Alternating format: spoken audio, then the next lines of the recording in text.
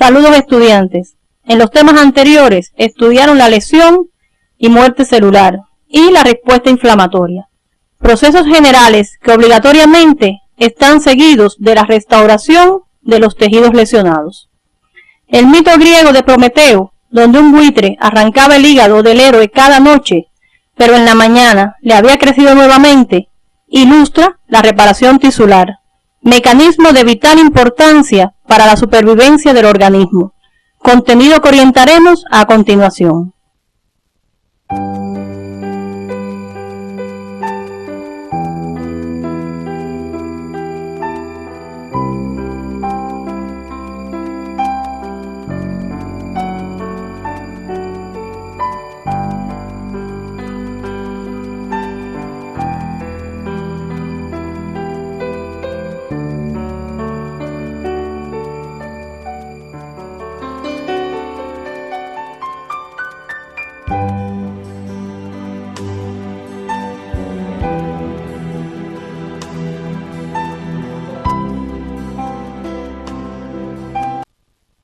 Al terminar la actividad orientadora, ustedes deben ser capaces de mencionar las diferencias entre regeneración y cicatrización, como formas de reparación en relación con la morfología, las consecuencias funcionales y las evidencias diagnósticas.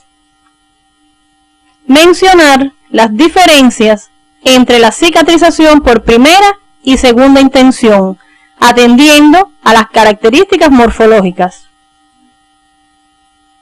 Enumerar los factores que pueden modificar el proceso de reparación y sus consecuencias patológicas de importancia médica. La renovación fisiológica es el proceso mediante el cual el organismo sustituye las células que envejecen por otras células jóvenes con iguales propiedades. Ejemplos: la producción de eritrocitos en la médula ósea y la sustitución de las células epidérmicas normalmente descamadas. A diferencia de la renovación, la reparación tisular es la capacidad del organismo para restituir o reemplazar las células dañadas o muertas y reparar los tejidos después de la inflamación con el fin de restablecer la continuidad anatómica y, de ser posible, la actividad funcional. Existen dos formas de reparación: la regeneración, cuando se produce a expensas de las células del parénquima del órgano lesionado, y la cicatrización o curación, cuando se realiza por las células del estroma o tejido conectivo. El tipo de proceso reparativo que se lleva a cabo en un órgano o tejido lesionado depende de la capacidad de regeneración que tengan sus células.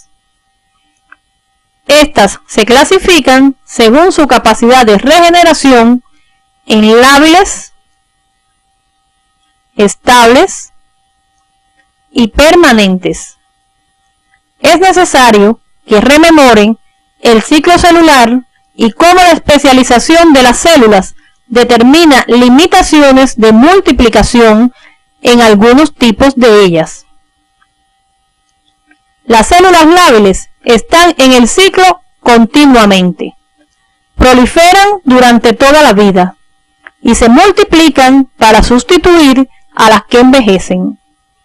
Ejemplos: las células de la piel, las células epiteliales que recubren el sistema digestivo y respiratorio, la vagina, el cuello uterino, las trompas de falopio y la mucosa endometrial, así como las células de la médula ósea y la de los órganos linfoides y hematopoyéticos.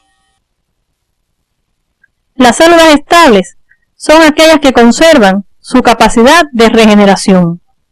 Normalmente no entran al ciclo celular. Esto puede suceder ante un estímulo que requiera del proceso de reparación. Ejemplos: las células parenquimatosas de los órganos glandulares, como el hígado, el páncreas y las glándulas salivales. Las células mesenquimatosas, como los fibroblastos, los osteoblastos, los condroblastos y las del músculo liso, las células del endotelio vascular y las células de los túbulos renales, entre otras. Las células permanentes son las que no se reproducen después del nacimiento. Tienen alto grado de especialización, por lo cual una lesión extensa determina una pérdida de la función. Ellas son las neuronas, los conos y bastoncillos de la retina, las fibras musculares miocárdicas y las estriadas. La regeneración parenquimatosa es la sustitución del tejido lesionado por células parenquimatosas del mismo tipo. Ocurre en órganos constituidos por células lábiles y estables. Propicia la recuperación de la integridad anatómica y funcional del órgano, siempre que se haya conservado el estroma, especialmente la membrana basal, quien parece ser la estructura más necesaria para la regeneración ordenada. El ejemplo clásico es la regeneración hepática, después de una hepatectomía parcial u otro tipo de daño. Es importante precisar que aunque las células lábiles y estables puedan proliferar, esto no significa que las lesiones de estos tejidos experimenten siempre una reconstrucción completa de su estructura normal. Pues para que sea posible esta reparación ordenada, es necesario que se conserve la armazón subyacente o estroma de sostén de las células parenquimatosas. La cicatrización es la sustitución del tejido lesionado por tejido conjuntivo en forma de cicatriz. Se produce a partir de una reacción local inespecífica del tejido conectivo vascularizado, que trata de restituir la continuación anatómica del tejido lesionado, mediante el depósito de matriz extracelular. La cicatrización es una respuesta fibroproliferativa que parchea más que restaura el tejido. Ocurre en los tejidos constituidos por células permanentes y en aquellos formados por células lábiles o estables, donde la matriz extracelular está seriamente lesionada. Recuerden que esta incluye la membrana basal. La cicatrización se caracteriza por la formación de un tejido transitorio y especializado, denominado tejido de granulación. Este tejido joven comienza a formarse aproximadamente 24 horas después de la lesión. Macroscópicamente es blando, edematoso, rosado, vascularizado y de aspecto granular, localizado en la superficie de las heridas. Histológicamente se observan proliferación de fibroblastos y angiogénesis o formación de nuevos vasos sanguíneos. Estos permiten el paso de proteínas y hematíes hacia el espacio extravascular. Entre los ejemplos de procesos patológicos donde ocurre el proceso de cicatrización y fibrosis como forma de reparación están la curación de las heridas cutáneas, el infarto agudo del miocardio en caso de no fallecer el paciente, inflamaciones de la pleura, el peritoneo y el pericardio, la curación de úlceras gástricas provocadas por la infección crónica debido a Helicobacter pylori, la cirrosis hepática y algunas enfermedades pulmonares como la silicosis.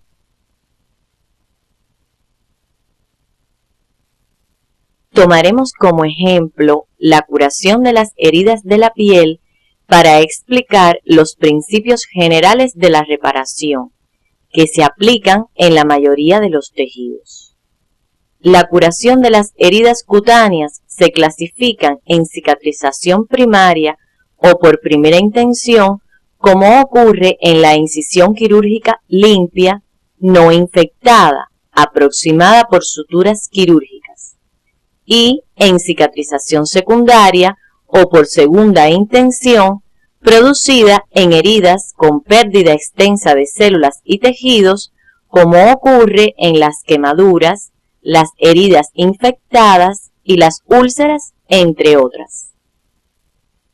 En ambos tipos de cicatrización se distinguen los siguientes procesos: la migración y proliferación de fibroblastos hacia el lugar de la lesión, desencadenada por una serie de factores de crecimiento y citocinas provenientes de las plaquetas, de las células inflamatorias, sobre todo de los macrófagos, y del endotelio activado.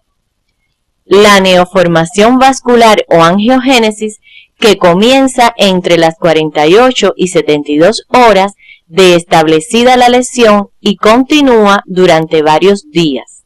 Luego disminuye paulatinamente, contribuyendo a la palidez de la cicatriz.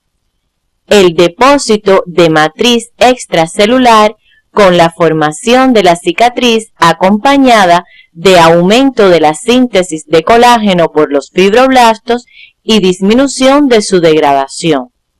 La maduración y remodelado de la cicatriz, donde continúa la regresión vascular y el tejido de granulación se transforma finalmente en una cicatriz avascular y pálida. En el esquema se representan los pasos secuenciales en la curación de las heridas por primera y segunda intención.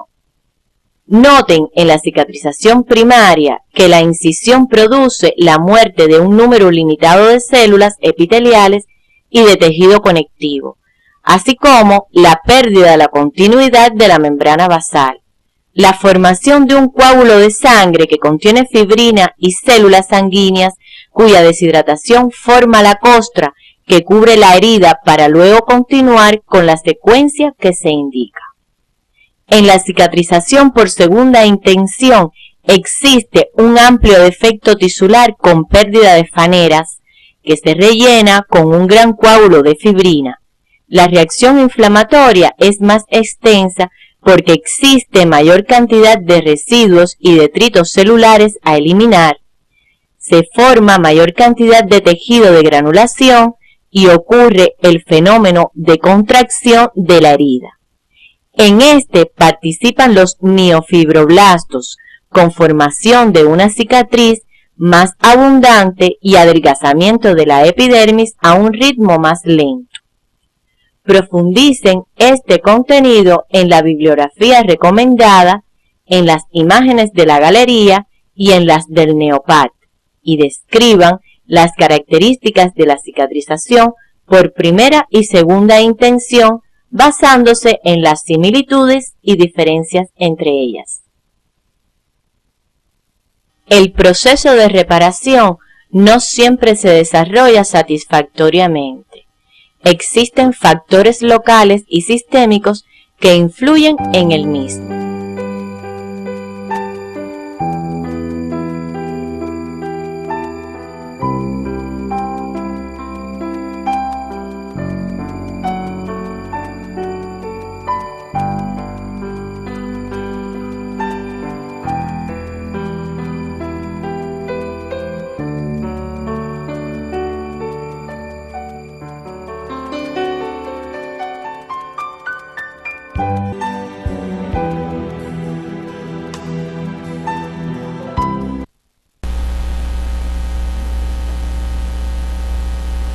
Durante el proceso de curación de las heridas pueden surgir complicaciones por anomalías en cualquiera de sus componentes. Estas se agrupan en tres categorías generales: la formación deficiente de la cicatriz, que puede ser por inadecuada cantidad y o calidad del tejido de granulación, o la formación defectuosa de matriz extracelular, la formación excesiva de componentes de la reparación y la formación de contracturas. La formación deficiente de la cicatriz provoca deshicencia de la herida.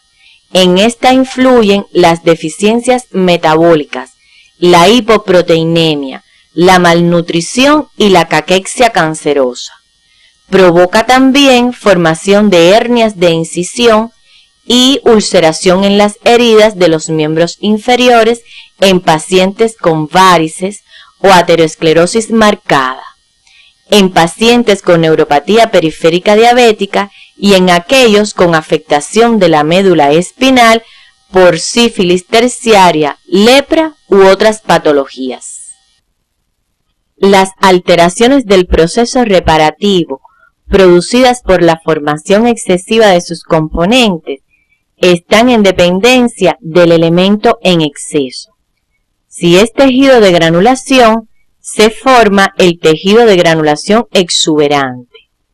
Si proliferan los fibroblastos y otros elementos del tejido conectivo, da lugar a los tumores desmoides y a la fibromatosis agresiva. Y si es colágeno, provoca cicatrices hipertróficas y queloides. La formación de contracturas es una exageración en el proceso de contracción con deformidades de la herida y en el tejido circundante.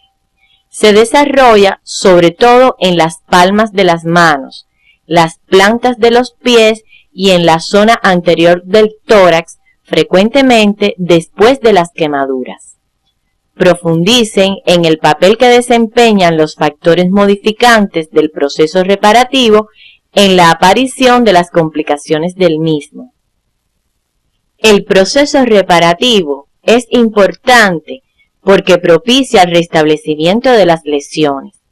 Cuando ocurre regeneración parenquimatosa, se mantiene la estructura y función del órgano lesionado. Cuando ocurre cicatrización, se restituye la arquitectura tisular con formación de una cicatriz que puede acompañarse de disfunción permanente. El conocimiento de este proceso permite elaborar un criterio médico de la evolución de una alteración del proceso reparativo y su repercusión funcional. La sustitución del tejido normal por tejido fibroso, como ocurre en los procesos de reparación por cicatrización, se evidencian a través de los exámenes imagenológicos. Entre los utilizados con más frecuencia están los rayos X simple y contrastados y la ecografía. Aprecien en el rayos X de tórax como secuela de una tuberculosis pulmonar la radioopacidad en ambos lóbulos superiores con aspecto de fibrosis. La imagen que ofrece la TAC permite confirmar el diagnóstico. La sustitución del tejido pulmonar normal por fibrótico produce alteraciones funcionales por pérdida del intercambio alveolo capilar. En su práctica docente, deben enfatizar en la repercusión funcional y las complicaciones que se producen a consecuencia de la fibrosis. En el día de hoy orientamos el estudio de la reparación. A manera de resumen, les mostramos el esquema que ilustra las dos formas de reparación, la regeneración parenquimatosa y la cicatrización.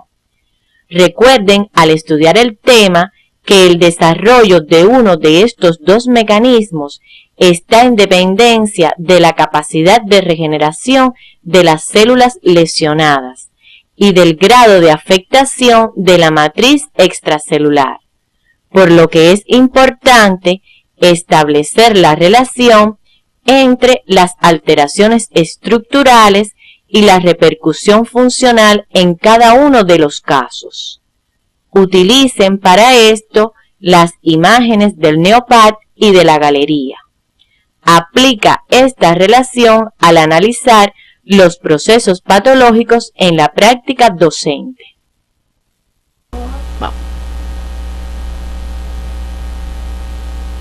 Una vez abordados estos contenidos, arribamos a las siguientes conclusiones. En la reparación por regeneración, se sustituyen las células lesionadas por células parenquimatosas del mismo tipo. Se restituye la estructura y la función del órgano.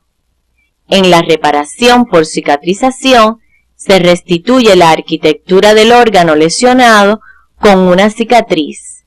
Puede producir incapacidad funcional. La formación de tejido de granulación por proliferación de vasos sanguíneos y fibroblastos caracteriza a la reparación por cicatrización y fibrosis. La curación de las heridas cutáneas se clasifican en cicatrización por primera intención, como ocurre en la incisión quirúrgica limpia, no infectada, aproximada por suturas quirúrgicas, y en cicatrización secundaria o por segunda intención en heridas con pérdida extensa de tejidos. En la cicatrización por segunda intención, la reacción inflamatoria es más extensa porque existe mayor cantidad de residuos celulares a eliminar. Se forma mayor cantidad de tejido de granulación y ocurre el fenómeno de contracción de la herida. Estas características permiten diferenciarlas de la cicatrización por primera intención. Existen factores locales y generales que modifican el proceso reparativo e influyen en la aparición de sus complicaciones. Las complicaciones del proceso reparativo producen trastornos funcionales y se evidencian a través de los exámenes imagenológicos.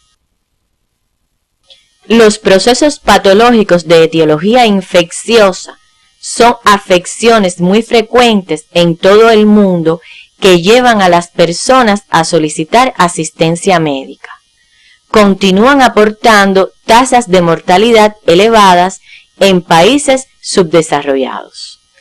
En el próximo video orientador iniciaremos el estudio de los procesos patológicos provocados por las diferentes categorías de agentes biológicos, los parásitos, los hongos, las bacterias y los virus, así como los artrópodos como vectores transmisores de enfermedades.